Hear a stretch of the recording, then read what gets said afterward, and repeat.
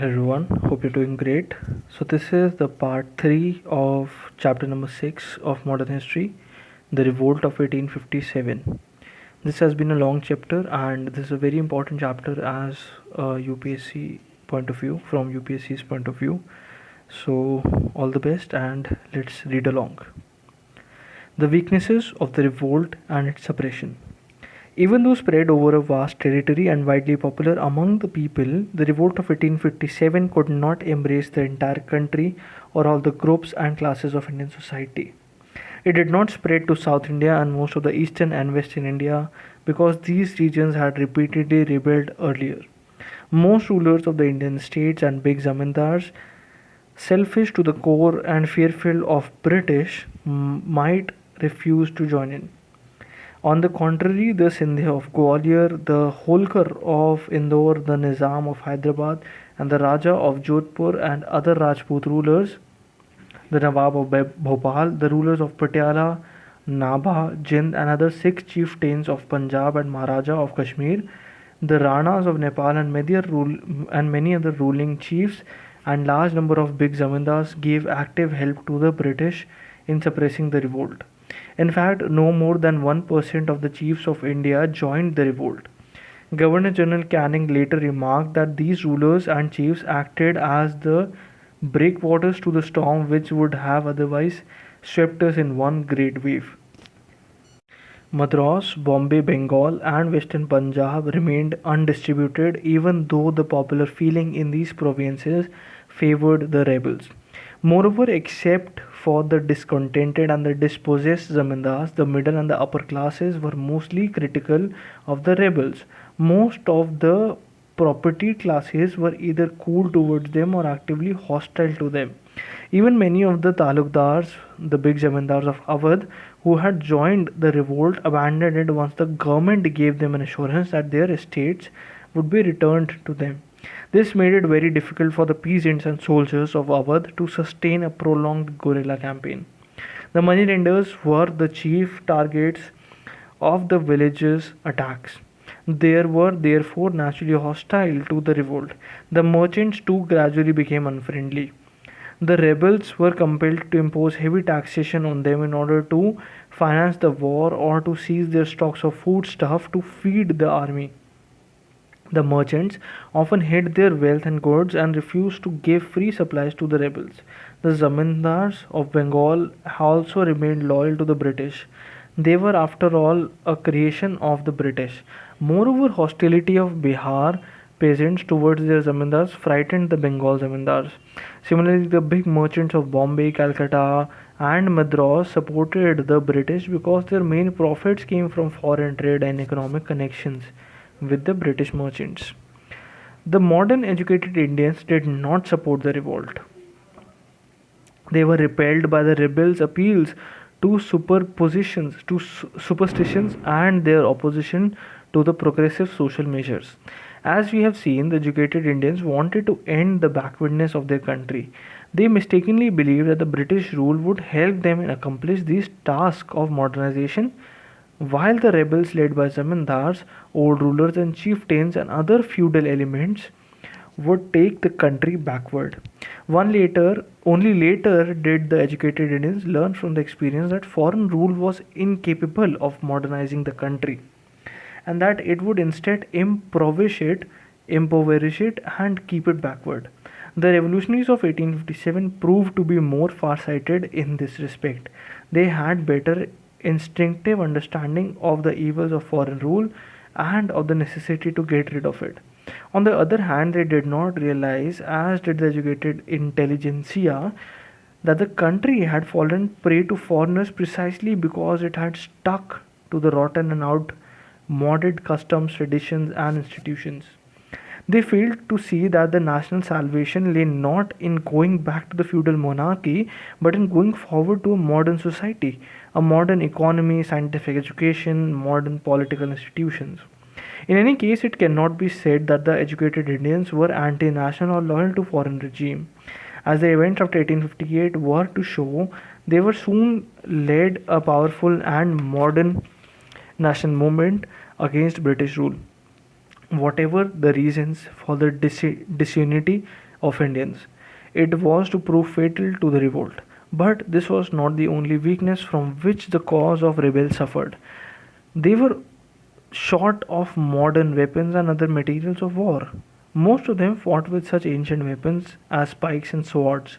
They were also poorly organized. The sepoys were brave and selfless, but they were also ill disciplined. Sometimes they behaved more like a riotous mob than a disciplined army. The rebel units did not have common plans of military action, or authoritative heads, or centralized leadership. The uprisings in the different parts of the country were completely uncoordinated. The leaders were joined together by common feeling of hatred for the alien rule, but by nothing else. Once they overthrew British power from an area, they did not know what sort of political institutions to create in its place. They were suspicious and jealous of one another and often indulged in suicidal quarrels. Similarly, the peasants, having destroyed the revenue records of moneylenders' books and overthrown the new zamindars, became passive, not knowing what to do next. In fact, the weakness of the revolt went deeper when the failings of individuals.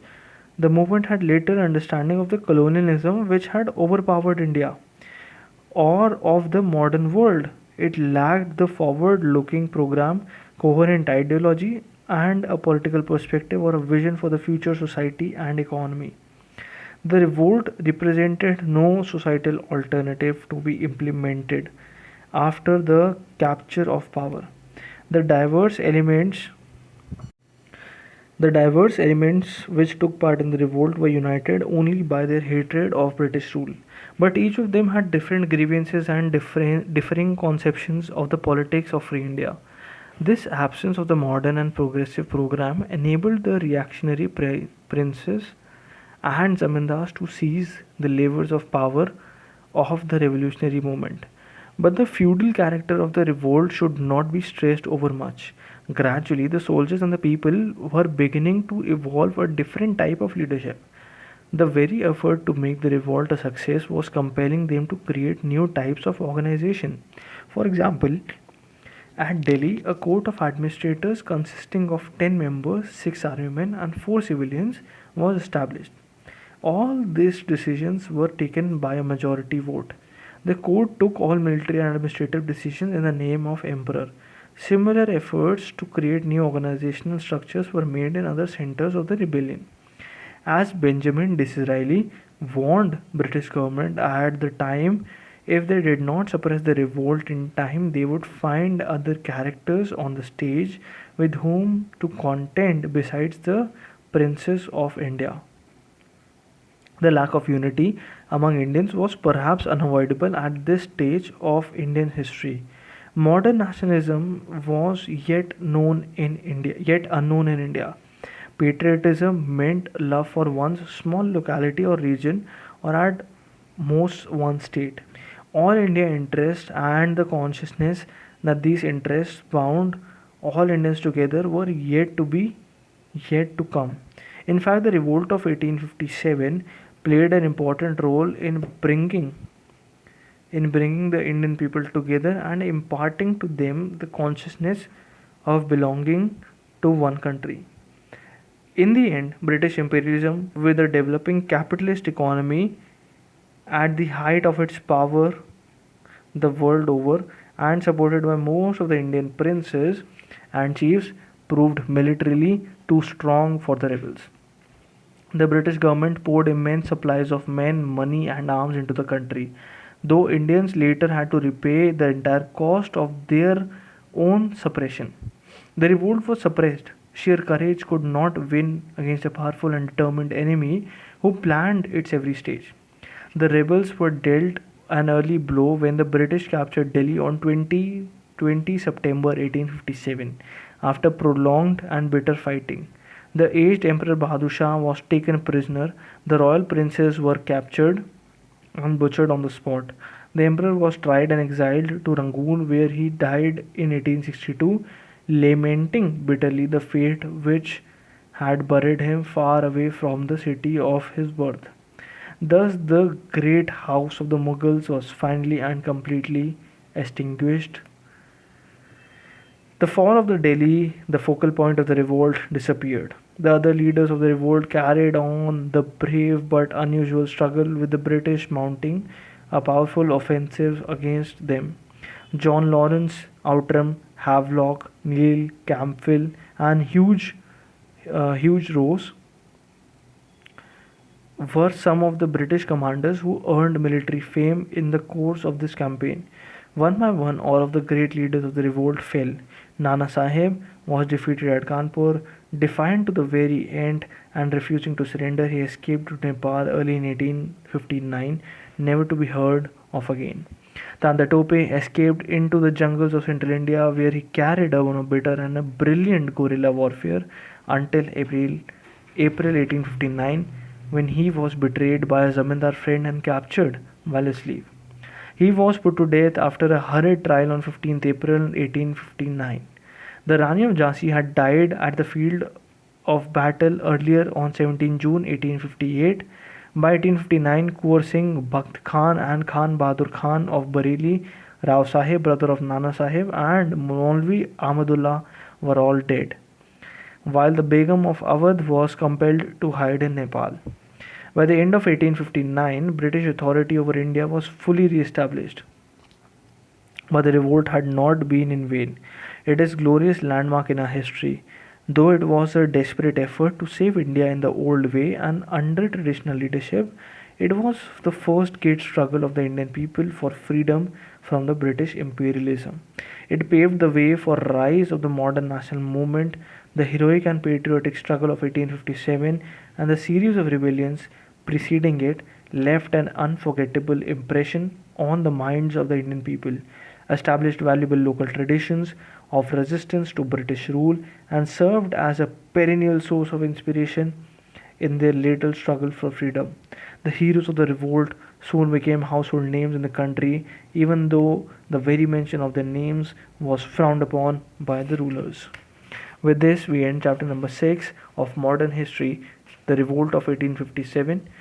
Tune in again and we will upload chapter number 7, The Administrative Changes After 1858, from the book Bipin Chandra, Modern History. Thank you again for listening. Hope you have a great exam ahead and all the best.